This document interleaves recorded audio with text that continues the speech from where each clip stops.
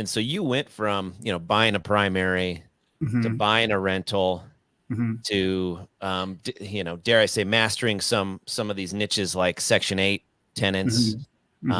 You're in or sober living. Sober living.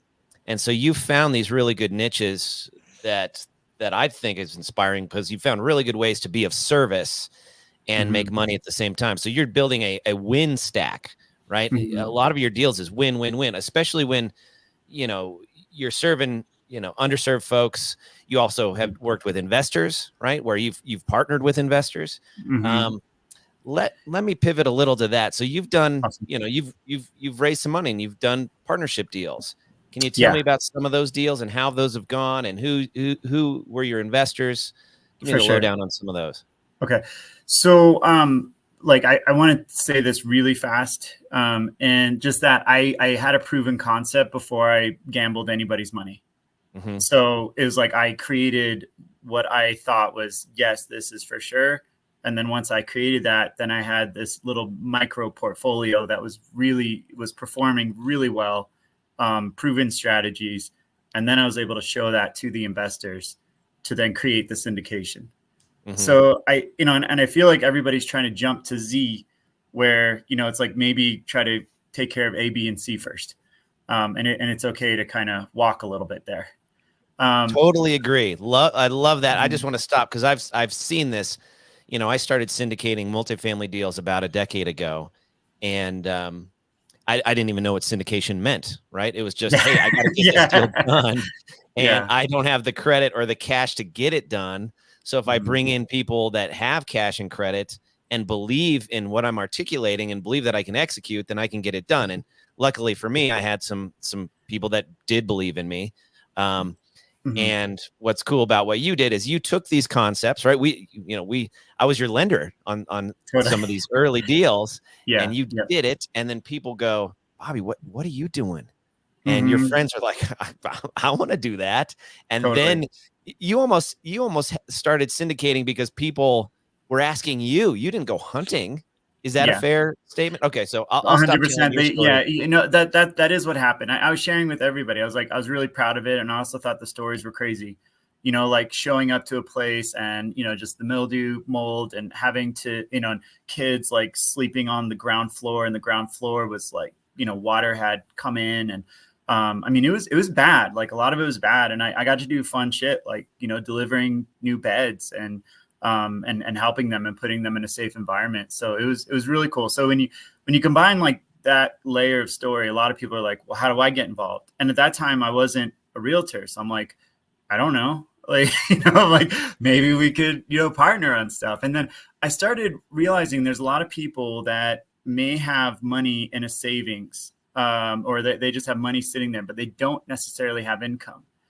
And my whole goal as I was an investor, during the acquisition phase of things, that I was really doing everything I can to protect my gross income, which put me at this really great place as acting as a guarantor, as acting as a person with great credit.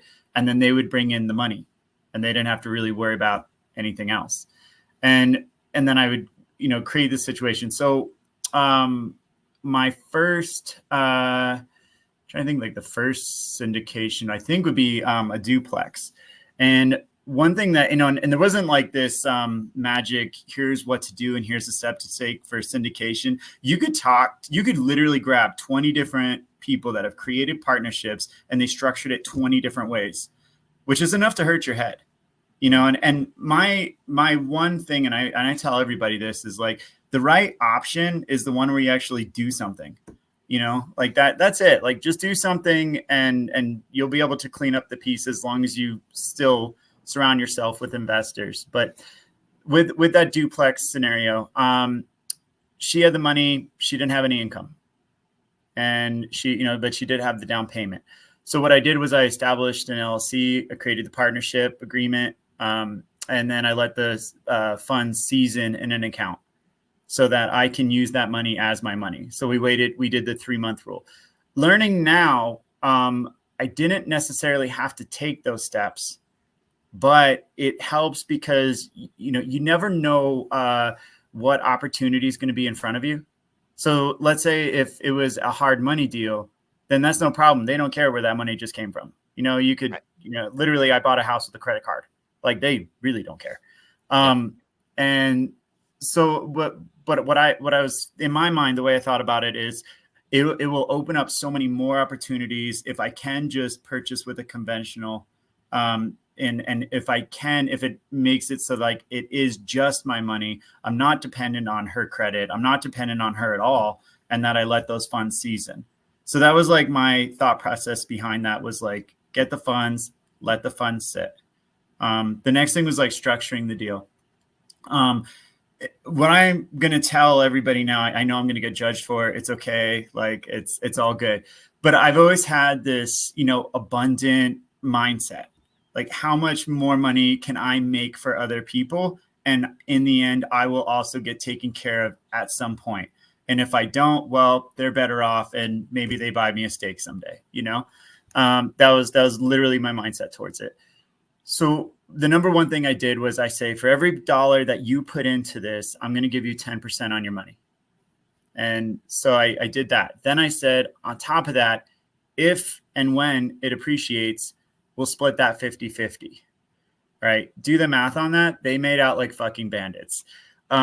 Because this was years back, and, and so all the properties appreciated, they got their 10%, once a month, like clockwork. At the time, I'll be honest, I didn't have like a big reserves to cover costs of anything. And it wasn't until later that I just kind of, I'm not really taking cash flow for myself and building up reserves in case anything does happen so that I'm not having to borrow any more money from them. I feel like once the deal is closed, it's like doesn't give everybody a warm and fuzzy if you're going back, knocking on the door, asking for money. In retrospect, I've heard of other people creating the syndication where they had them put about 6 months or 10,000. It could be a specific number as reserves as a part of the borrowing so then they don't have to go knocking back on the door for that money. Does that make sense? Yeah, we call that a capital call, and Okay. nobody likes, ringing investors and doing a capital call, and no investors like being capital called.